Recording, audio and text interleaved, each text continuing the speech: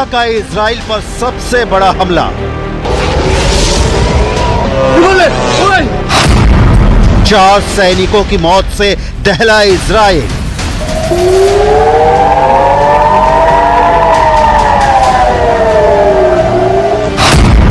साठ लोगों के घायल होने से हाइफा में मची हलचल।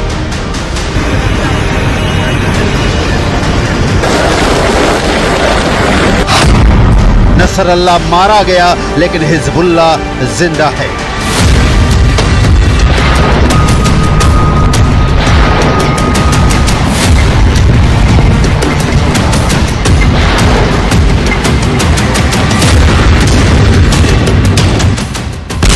हिजबुल्लाह का कमर तोड़ने वाले अटैक के बाद इजराइल इस मुगालते में था कि अब कम से कम हिजबुल्लाह इजराइल के खिलाफ डायरेक्ट अटैक नहीं करेगा।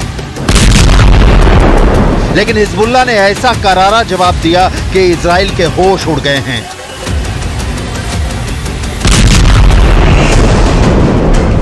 रक्षा मंत्री Yoav Gallant, army chief Herzi Halevi दौरे पर हैं। हिजबुल्लाह ने गोलानी ब्रिगेड के ट्रेनिंग कैंप पर जबरदस्त हमला किया है। हमला इतना जोरदार था कि इजरायली डिफेंस फोर्स के 4 सैनिकों की मौत हो गई। हिजबुल्लाह ने इजराइल पर हमला उस दिन किया जिस दिन अमेरिका ने third missile defence system Israel की सुरक्षा में तैनात करने की घोषणा की। यह हमला किसी रॉकेट या मिसाइल से नहीं बल्कि ड्रोन से किया गया। यह हमला इतना सटीक था कि इजराइल को भी मानना पड़ा कि इस हमले की वजह से उसे भारी नुकसान उठाना पड़ा है। हिजबुल्लाह के छोड़े 2 ड्रोन में से एक को इजराइल के एयर डिफेंस सिस्टम ने इंटरसेप्ट किया यानी रोकने में सफल रहा, लेकिन दूसरा drone Golani brigade training base पर तबाही मचाने में कामयाब रहा।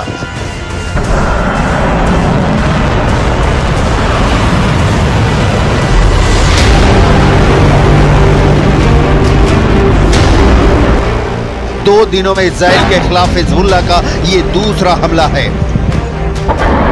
जब हिजबुल्लाह ने सेंट्रल इजराइल के बिन्यामिना के पास एक मिलिट्री बेस पर ड्रोन से बड़ा हमला किया है।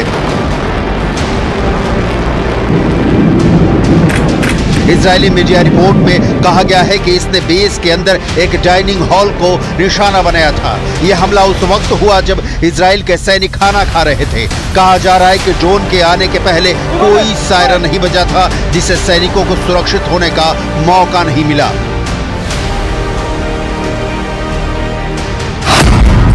हिजबुल्लाह के इस ड्रोन अटैक में सार्जेंट ओमरी टमारी उम्र 19 साल, सार्जेंट योसेफ हीप उम्र 19 साल, सार्जेंट योआव एगमॉन उम्र 19 साल और 19 साल के ही सार्जेंट एलोन एमेटे की मौत हो गई। ये सभी गोलानी ट्रेनिंग बेस पर तैनात थे। जंग की शुरुआत से ही इजरायल यूएवी के खतरे का सामना कर रहा है। बिन्यामिना मिलिट्री कैंप जहां पर ड्रोन अटैक हुआ वो लेबनान की सीमा से महज 65 किलोमीटर दूर ही है। आईडीएफ ने अपनी शुरुआती जांच रिपोर्ट में पाया है कि ये दोनों ड्रोन समुद्र की सीमा के रास्ते इजरायल में घुसे।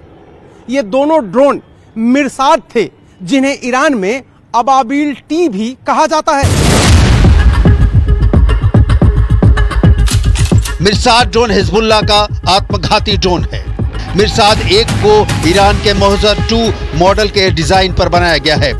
इसमें हिजबुल्लाह के लिए थोड़े संशोधन किए गए हैं। ये ड्रोन 40 किलोग्राम तक विस्फोटक ले जा सकता है। इसकी अधिकतम गति 370 किलोमीटर प्रति घंटा है और इसकी रेंज 120 किलोमीटर तक हमला करने की है। ये 3000 मीटर की ऊंचाई तक उड़ सकता है। हिजबुल्लाह अक्सर इसका इस्तेमाल इजरायली हवाई क्षेत्र में घुसने के लिए करता है।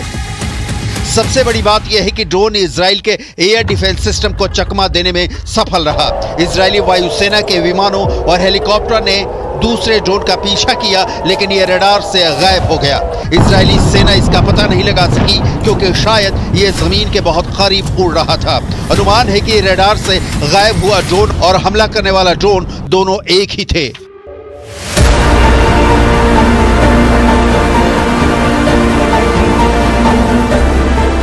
फिलहाल इजरायली सेना इसकी जांच कर रही है।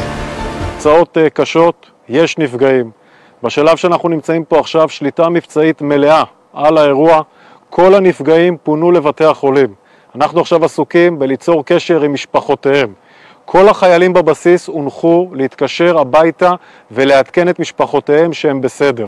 कोई सायरन भी नहीं बजा, जिसकी आवाज हमला होने के बाद हाइफा शहर की सड़कों पर सुनाई पड़ रही है।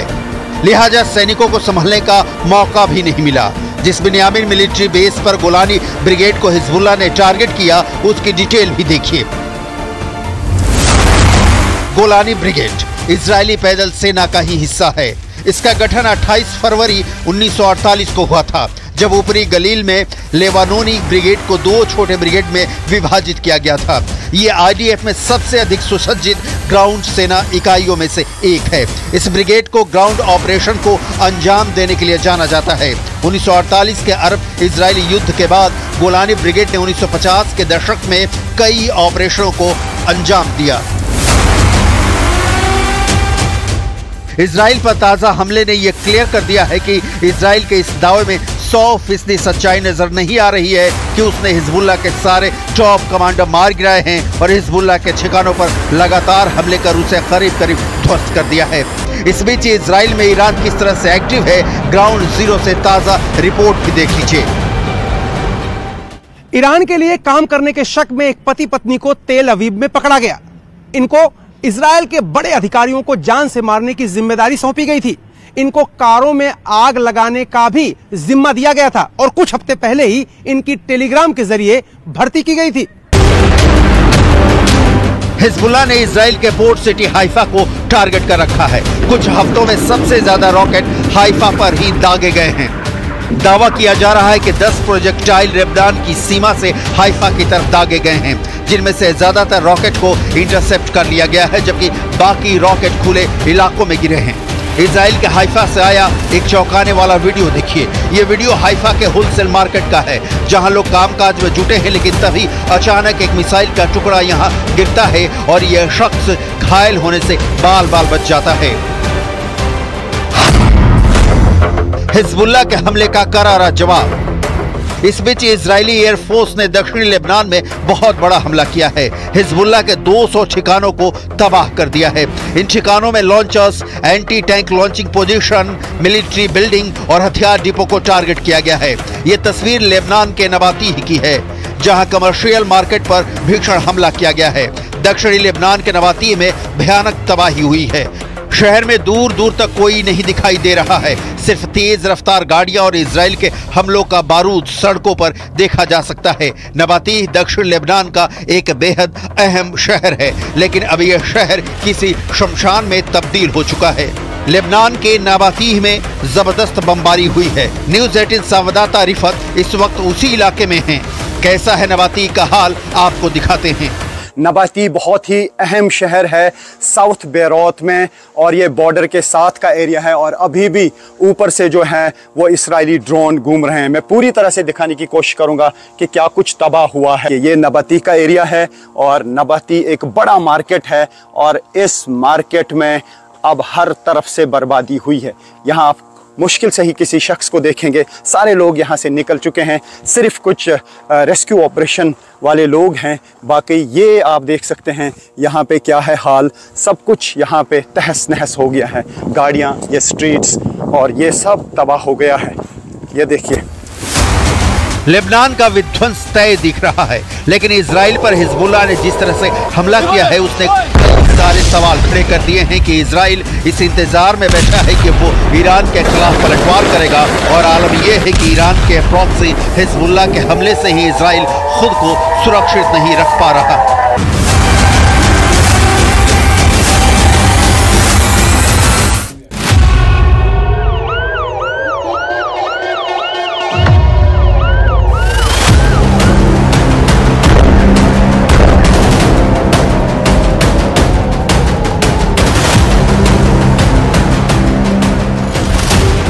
हाइफा अटैक ने साबित कर दिया है कि इजराइल और हिजबुल्लाह का युद्ध फंस चुका है। हाइफा अटैक ने बता दिया है कि ये युद्ध अब एक तरफा नहीं रहा। गारंटी पूरी है कि ये जंग लंबी चलेगी। हाइफा अटैक ने बता दिया है कि हिजबुल्लाह सुपर एक्टिव है और उसकी ड्रोन पावर से लेकर रॉकेट वाले अटैक में कोई कमी नहीं आई है, ना आएगी।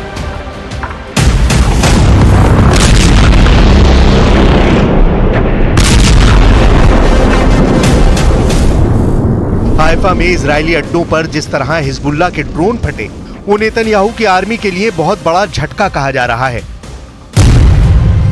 हिजबुल्लाह का C3 इस वक्त इजराइल के लिए सबसे बड़ा खतरा बन गया है। C3 का मतलब 3C।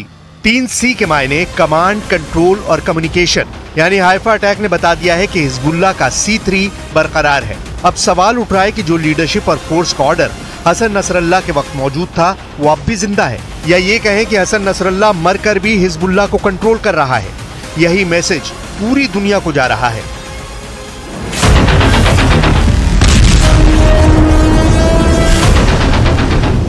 हिजबुल्लाह को बैरूत से अब भी ऑर्डर मिल रहा है, इसमें कोई शक नहीं। ना ही उसकी कोई कम्युनिकेशन लाइन टूटी है।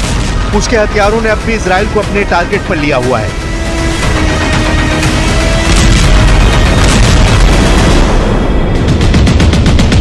ये सब तब देखा जा रहा है जब दक्षिण बैरूत को मिटाने के लिए इजराइल लगातार हमले कर रहा है।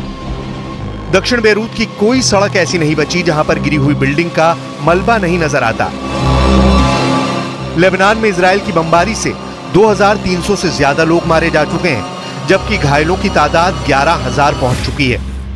बेरूत ने पिछले कुछ दिनों से जिस तरीके की बमबारी देखी है, उससे लगता था कि दहिया इलाके से हिजबुल्लाह को काफी नुकसान पहुंचा है। लेकिन अब हाइफा पर अटैक करके हिजबुल्लाह ने बता दिया है कि वो अब भी इस युद्ध में बराबर हमले करने की ताकत रखता है। हिजबुल्लाह का कोई हेडक्वार्टर नहीं है, हिजबुल्लाह का कोई बड़ा कमांडर सामने नहीं है, लेकिन फिर भी हिजबुल्लाह के हमले इस्राइल पर तेज हो रहे हैं।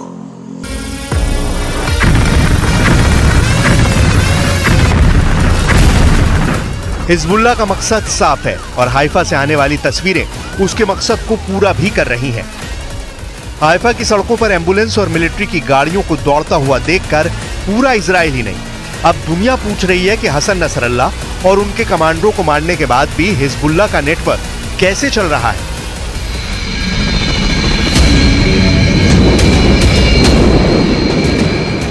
हेलीकॉप्टर से घायल इजरायली सैनिकों को एयरलिफ्ट करने की तस्वीर पूरी दुनिया में वायरल हो रही है। हिजबुल्लाह के पास एयरफोर्स नहीं है, लेकिन वो ड्रोन से हमले करके ये बताना चाहता है कि वो इजराइल को बराबर का जवाब देना चाहता है। हिजबुल्लाह साबित करना चाहता है कि इजराइल दक्षिण लेबनान में घुसकर जो ऑपरेशन कर रहा है, उसका जवाब वो हाइफा में दे रहा है। इन दोनों तस्वीरों में एक तरफ इजराइल बहुत मजबूत नजर आ रहा है जब वो हिजबुल्लाह के गढ़ में जमीनी अटैक कर रहा है, तो दूसरी तरफ हाइफा में उसके पूरे डिफेंस सिस्टम की पोल खुलती हुई नजर आ रही है। أما الذرائع الواهية بوجود مخازن أسلحة فلم تعد تنطلي على أحد، إلا أنه لا يوجد مؤسسات دولية تراقب أو تحاسب، ولا رأي عام دولي له وزن أو تأثير.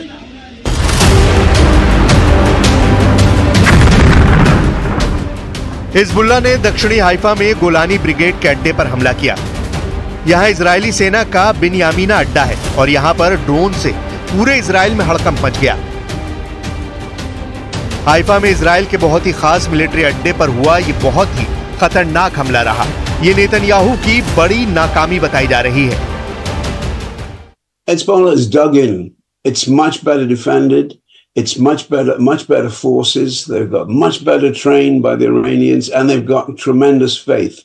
I probably think they will fight on. They'll take a few days to reorganize the command and control, because that has been utterly destroyed by very good Israeli intelligence and incredible.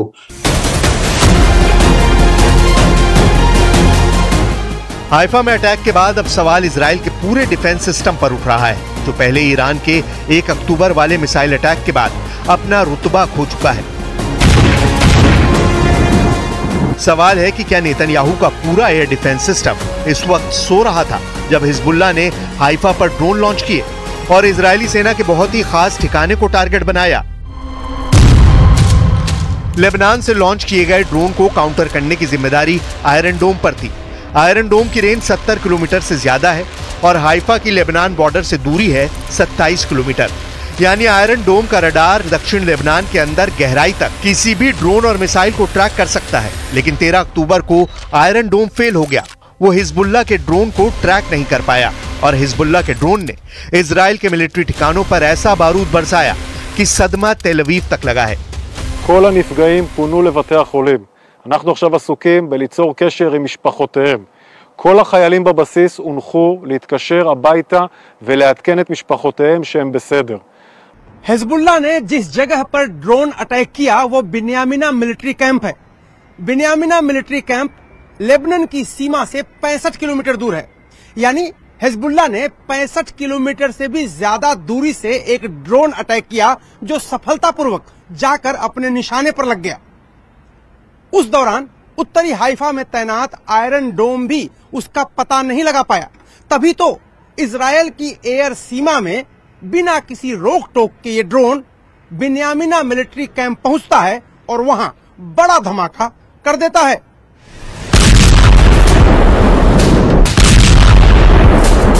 साफ है कि Hezbollah के हमले के सामने Israel का iron डोम air defence system सोता रह गया। ना ही हाइफा में अटैक से पहले सायरन बजा। यह हाइफा की तब की तस्वीरें हैं जब हिजबुल्लाह का अटैक हो गया और फिर सेना ने अलार्म बजाना शुरू किया।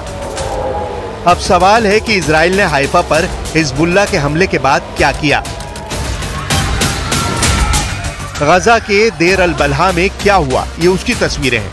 बहुत ही खौफनाक वीडियो है। इजराइल ने अल अक्सा अस्पताल के बाहर हमला किया है। इस हमले में 4 लोगों की मौत हुई है और करीब 50 लोग घायल हुए हैं। धमाके के बाद यहां लगे कैंप में आग लग गई और सब कुछ जलने लगा। नेतन्याहू ने कहा था कि हसन नसरुल्लाह के मारे जाने के बाद हिजबुल्लाह का अंत हो जाएगा, जो नहीं हुआ। नेतन्याहू ने कहा था कि वो बेरूत को गजा बनाने से पीछे नहीं हटेंगे। बेरूत पर हमले जारी हैं, लेकिन हिजबुल्लाह एक्टिव है। नेतन्याहू ने कहा कि दक्षिण लेबनान से वो हिजबुल्लाह को उखाड़ फेंकेंगे। वहां भी ऑपरेशन जारी है और इजराइल के लिए गुड न्यूज सुनने को नहीं मिली है। Those pages haven't ended the war. They probably angered a lot of people in Hezbollah because, and it's not just Hezbollah, a lot of Lebanese don't like them, particularly Sunnis, but a lot of them feel that Hezbollah is representative of, represents Lebanese resistance. So what are they going to do? If Iran lets them, they'll fire some more of the ultra precise weapons in the next few weeks. So probably that's going to happen.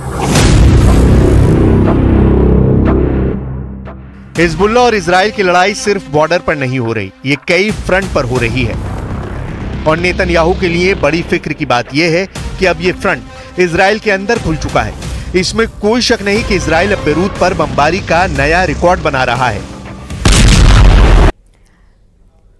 Israel इस वक्त बहुत ज्यादा दबाव में है। Netanyahu Iran पर पलटवार करने की सोच रहे हैं, लेकिन पुतिन और पेजेकिशियान की मीटिंग के बाद ईरान से जो रिपोर्ट आ रही है वो इजराइल के लिए बुरी खबर कही जा रही है।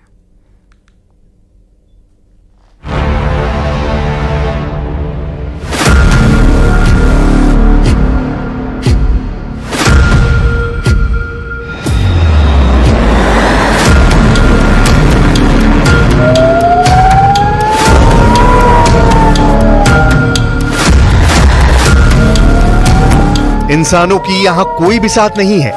यहां कदम कदम पर मौत है, आसमान से बरसती मौत। हिजबुल्लाह सिर्फ युद्ध में मार नहीं खा रहा, इजराइल को मार भी रहा है, तबीयत से मार रहा है। ये देखिए दूसरा रॉकेट, ये देखिए दूसरा रॉकेट, तीसरा रॉकेट, चौथा रॉकेट। मार इतनी भयानक है कि उसका trailer news 18 India reporter Arun Singh और वीडियो जर्नलिस्ट राकेश नेगी ने कैमरे में कैप्चर की है। ये शोर सुनिए, रॉकेट की रफ्तार देखिए, फिर धमाके का असर खुद ब खुद समझ सकेंगे। कलेजा थर्रा देने वाले दृश्य अब इजराइल में दिख रहे हैं।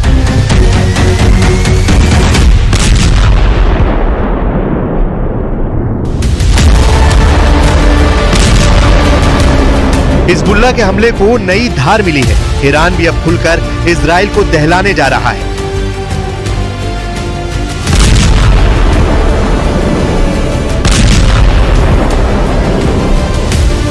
वजह, ईरान को अब एक ऑर्डर पर मिलेगा हर हथियार। खामनेई की डिमांड पर रातों रात मिलेगी हाइपरसोनिक मिसाइल। कुछ फोर्स जब चाहे उसे मिल जाएगा सुपरसोनिक आसमानी लड़ाका। ईरान को न्यूक्लियर थ्रेट हुआ तो एटम बम का भी हो जाएगा जुगाड़। इजराइल हो या अमेरिका, ईरान को अब किसी से नहीं डर।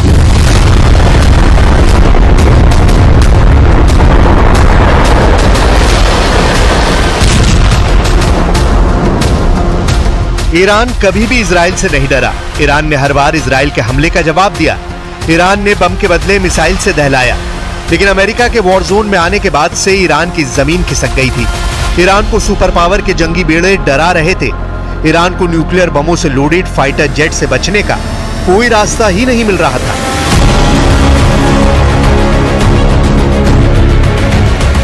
मगर अब तेहरान में टेंशन जैसी कोई बात नहीं। सुप्रीम लीडर अली खामनेई भी बेफिक्र है।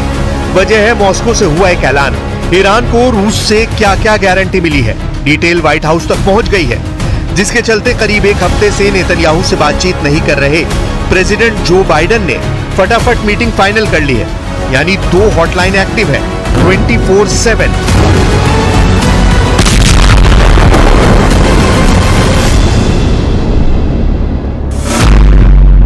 तेहरान और मॉस्को की हॉटलाइन पर इजराइल के हमले से निपटने का प्लान बन चुका है। वहीं रूस के वॉर जोन में एंट्री के बाद प्रेसिडेंट बाइडेन और नेतन्याहू नई रणनीति बना रहे हैं।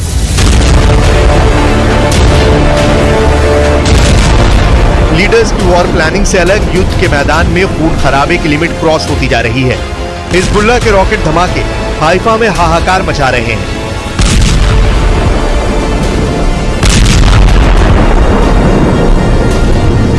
जैसे बेरूत जल रहा है, ठीक वैसे ही दृश्य इजराइल में दिखने लगे हैं। लेकिन इजराइल के बारूदी प्रहार को झेलने की हिम्मत अब हिजबुल्लाह में बची नहीं। हिजबुल्लाह सीज फायर की दहाड़ लगा रहा है।